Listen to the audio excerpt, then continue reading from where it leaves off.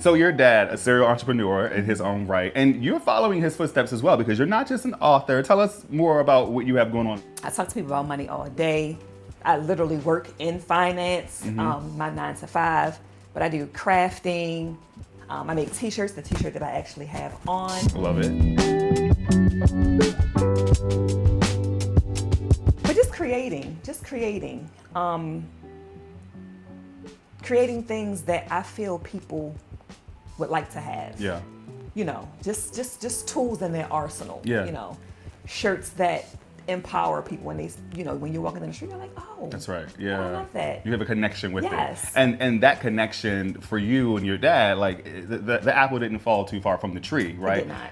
But you took it a step further, and that's the beauty of what we get to gift to our parents. Like, you know, I always say their generation was their generation, right? It did for them what was necessary. And now we have a chance to do greater works, to carry that torch, to do even more. So your father, as a serial entrepreneur, you're following his footsteps, but not only following his footsteps in business, but following his footsteps to create tools, financial tools that people need to thrive. What did it feel like for you to say, you know what, I'm gonna write this book, I'm gonna honor myself, and I'm gonna help as many women of color as possible to become financially free, because I didn't have those tools. And now you created a guide for people of color, women of color specifically, to be able to use. First, shout out to me. Thank you. Shout out to me, I okay? love it. But no, seriously, you know how you have an idea Yeah. and you're like, you know what, I'm gonna do that.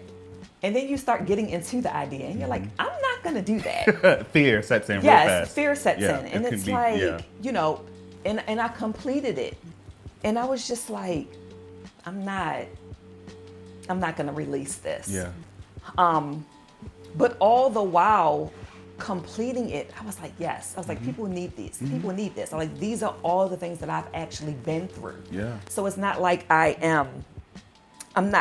I'm definitely speaking from experience. So these are places where I have actually been in my life. That's right. At some point in time. And things that I still use to this day, because Yeah. I'm not sitting here saying that I'm just some rich person, because I'm nowhere near rich, nowhere near wealthy, okay?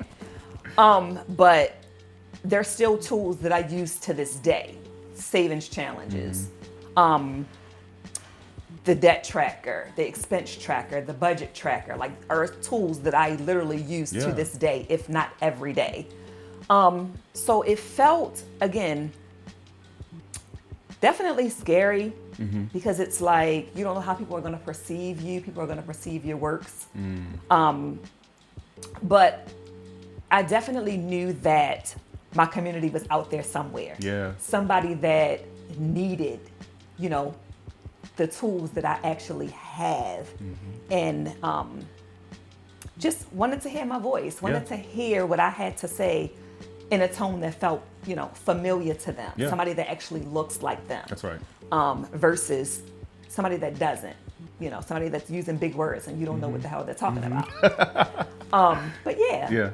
Well, because I believe it's our lived experience that helps Yes. us to connect with people, right? And there are women of color who are now going to be financially free and fearless because of someone like you who stepped out on faith and believed in herself, believed that she could, and so she did. And so, I mean, again, yes. Shout out to you for making that possible. You talk about, you know, building a strong foundation, and I'm curious, like, what is the very first step that someone should take after reading your book? Probably breathe, I would say. Okay. Probably breathe. Probably sit with yourself. Okay. Because, of course, all the things run through your mind about, you know, what does my expenses look like? You know, if I do create a budget, what does my budget look like? Yeah. Am I investing how I'm supposed to be investing in my 401k? I don't even have a 401k. She done brought up my family. She's talking about trauma. Yeah. This book is just, you know, all over the place. Like, this lady, like, does she really know me, you know, personally? And we've never actually met. So probably just being still would probably be one of the first things you should probably do after you read this book. allow your thoughts to just be thoughts, or even write them down. Like write down your thoughts, like the things that you're actually thinking. That way, if you are going through the workbook, you're able to reference some of those thoughts. Or, that's when some people's journaling, begins. Yeah. Because again, it is a form of, in my personal opinion, it is a form of healing, because you're healing past money traumas and the things that you were taught for decades for some people. And the things that were passed down to us from generation to generation. And, my father always taught me, like, become friends with money. Your dad. I miss him so much.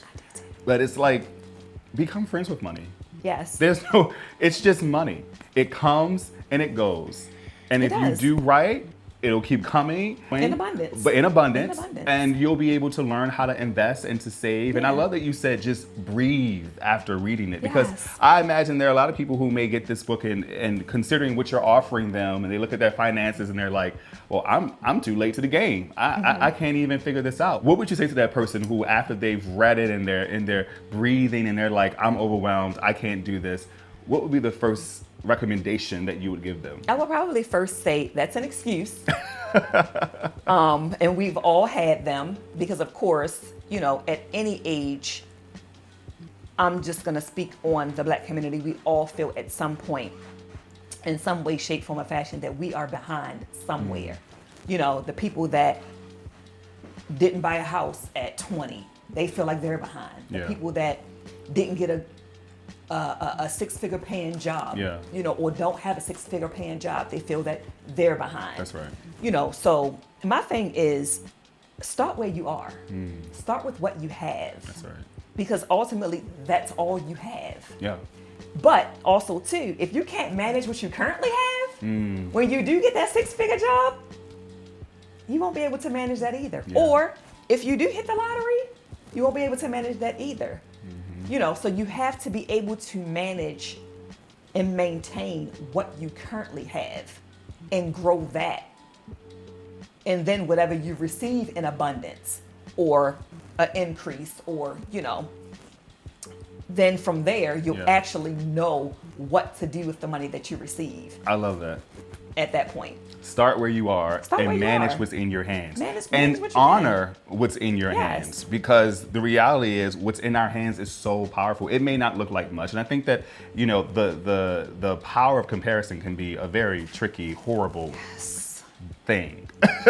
And we have to be very careful not to allow that to creep into our lives. And with finances, it's easy. How did you manage not to allow the success of others, the financial increase of others, the other books that are out there around finance? How did you stay consistent with not allowing that to seep into your energy to make you, I'm not going to manage my finances in the right way, or I don't have enough money to open these accounts? Like, how did you jump over those hurdles? I've been on this journey for a long time. Yeah. Let me just say that. This is not something that I've just started this year. No, this is maybe 15 years in the making. Okay. That I've actually been on this journey to just better my finances. And not only think about myself, but also think about my parents, because as my parents get older, we don't know what their, financial situation is going to be. And I want to be able to help, that's right, where I can. If my brothers and sisters aren't able to help, like, somebody has to be able to help.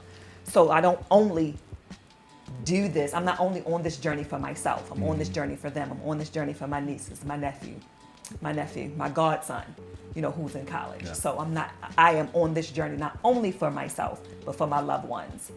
It's legacy building. It's definitely legacy building. Yeah.